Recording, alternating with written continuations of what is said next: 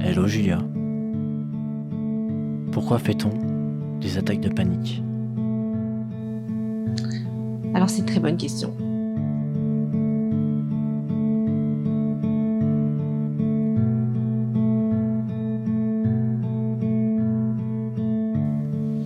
La plupart des gens se battent contre les attaques de panique et veulent à tout prix les éviter, auprès de très grands efforts.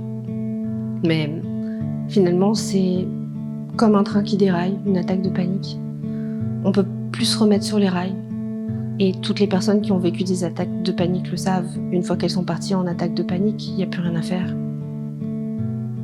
Le cœur s'accélère, il y a de la transpiration, potentiellement un malaise vagal qui arrive. Et c'est un état général de mal-être qui induit un état d'hypervigilance et d'urgence. Je pense que notre corps nous parle depuis qu'on est tout petit et nous donne des signaux d'alerte, mais on nous enjoint à ne pas les écouter. Et donc du coup, on s'habitue en fait à ces signaux d'alerte et on les écoute plus à force. Et on se force. On se force à aller travailler, on se force à étudier, on se force à faire tout un tas de choses qui sont pas confortables pour nous.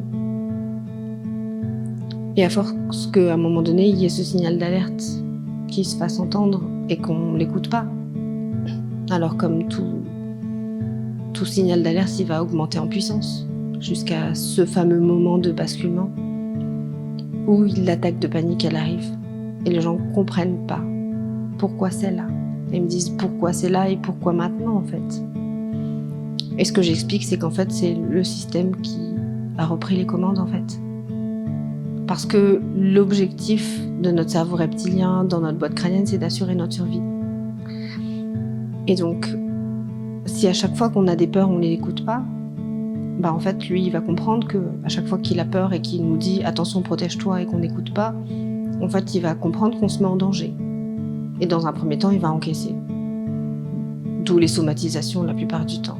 On va avoir des crispations, des tensions, des problématiques de sommeil, peut-être du stress. Et à un moment, le système reprend totalement les commandes sur l'être humain.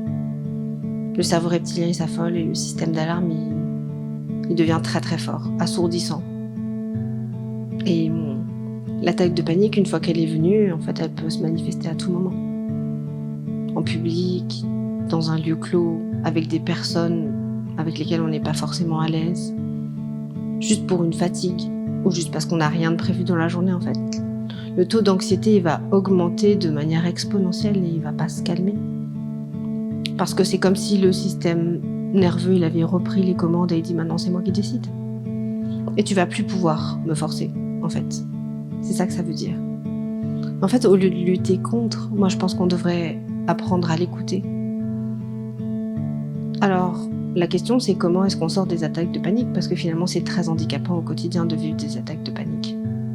C'est très empêchant en fait. Mais si on considère que c'est une sentinelle alors et qu'elle est venue pour notre survie et pour notre sauvegarde, alors il va falloir faire ami-ami avec elle, on n'a pas le choix. Et donc il va falloir apaiser le système nerveux et lui dire que, contrairement à ce qu'il pense, on est en sécurité. Et là, toutes les techniques que j'enseigne au cabinet, que ce soit de la brain gym ou de la cohérence cardiaque ou de l'EFT ou des petits bonhommes allumettes, ou même la libération des chocs émotionnels qu'on peut pratiquer en cabinet, vont avoir comme objectif d'apaiser le système nerveux et en fait de faire basculer ce qu'on appelle dans le système parasympathique. Donc abaisser le rythme cardiaque, faire en sorte que nos glandes sécrètent moins d'adrénaline et qu'on soit plus en survie pour des situations banales du quotidien. Alors, la plupart du temps, ce que les gens ont du mal à entendre, c'est que ça prend du temps pour rééduquer un système nerveux qui a déraillé. Et à chaque fois, ça me navre en fait de devoir l'annoncer, ça va prendre du temps. Parce qu'en fait, c'est vraiment une histoire de rééducation. On va devoir rééduquer le système nerveux au calme, à la paix, à la sérénité. Et finalement, j'observe que ceux qui s'en sortent le mieux, c'est ceux qui pratiquent au quotidien. crois que pour vraiment se sortir de ce système d'attaque de panique, il faut être hyper rigoureux. Parce que dès que la sensation sentinelle, elle va se manifester, il va falloir, derrière, rebasculer dans le mode de détente. Et c'est pas simple à faire. Et on peut avoir des aides comme les fleurs de Bach, par exemple. Ça fait des bons compléments pour pouvoir apaiser au niveau émotionnel. On peut aussi avoir recours à des anxiolytiques. Moi, je suis pas du tout contre les médicaments. Il faut mesurer le taux de handicap qui vient avec les attaques de panique. On peut appeler ça crise d'angoisse aussi, c'est pareil. Mais c'est juste quelque chose qui nous dépasse et qu'on maîtrise pas du tout. Est-ce que pour sortir de cette situation, la clé, c'est le temps ? Oui, clairement c'est une question de temps. Une fois que ça s'est déclenché, la sentinelle, elle va pas s'en aller. Elle va pas nous laisser tranquilles. Elle va dire maintenant c'est moi qui commande. Et on peut arriver à des extrêmes tels, si on l'écoute pas, la sensation sentinelle, que ça va créer clairement une agoraphobie. Et l'agoraphobie, je crois que c'est la peur de toutes les peurs. Impossibilité de sortir de chez soi. Comme ça, le système il est sûr de sauvegarder son humain. Il va pas se mettre en danger. Après, il y a d'autres problématiques qui vont se déclencher. C'est la peur de faire des attaques de panique. Et je vois même que sur des patients qui ont dépassé le stade de l'attaque de panique au quotidien, ils vont avoir des angoisses et des anxiétés de faire des attaques de panique.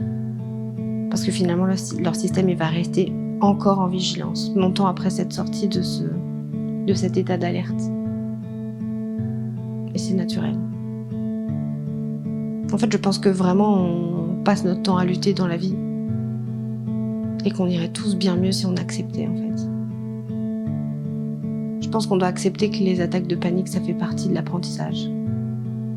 Qu'on peut pas constamment forcer un système à avancer, alors qu'en fait, il a juste besoin de temps en temps qu'on le repose. Et je pense aussi qu'on vit dans une société qui nous oblige à courir et à être sous stress en permanence. Et qu'on a oublié aussi qu'on était des mammifères. Et que si on observe les mammifères, ils ont des phases de repos et des phases d'activité. Et nous, on est tout le temps en activité. Sinon, on ne se considère pas productif. On vit très mal l'inactivité. Et cette inactivité, finalement, on parlait tout à l'heure du système parasympathique. En fait, cette inactivité-là, elle nous permet d'entretenir notre système de détente du parasympathique. Aujourd'hui, on fait plus de sieste. Quel adulte fait une sieste dans sa vie, au quotidien ? Personne. À part nous, les Corses. Mais sinon, personne fait ça, en fait. Mais on voit bien, par exemple, que le système nerveux d'un enfant qui est immature, il va rester en éveil pendant quelques temps, et puis après, il va avoir besoin de dormir pour synthétiser, en fait. Mais nous, les adultes, on fait pas ça. Voire même, on ne dort pas suffisamment. Donc, on n'a pas le temps d'activer suffisamment notre parasympathique. Et au cabinet, il y a quelque chose que j'appelle le switch et qui se travaille avec le temps. C'est switcher du système de stress, le sympathique, au parasympathique. Et on va muscler notre capacité à basculer du système d'activité au système de détente. Chose qu'on ne sait plus faire, qu'on ne nous apprend pas à faire. Et je pense que c'est ça qui manque vraiment cruellement à l'humain. Et c'est aussi ça qui mène naturellement au burn-out. Parce que finalement, c'est quoi le burn-out ? C'est un système qui s'effondre par trop d'activité. Et toutes les personnes qui font un burn-out, elles vivent des attaques de panique. Et on en revient à juste observer la nature et se recaler sur les rythmes. Donc, activité, repos. Et c'est une question d'équilibre. I know you're still there.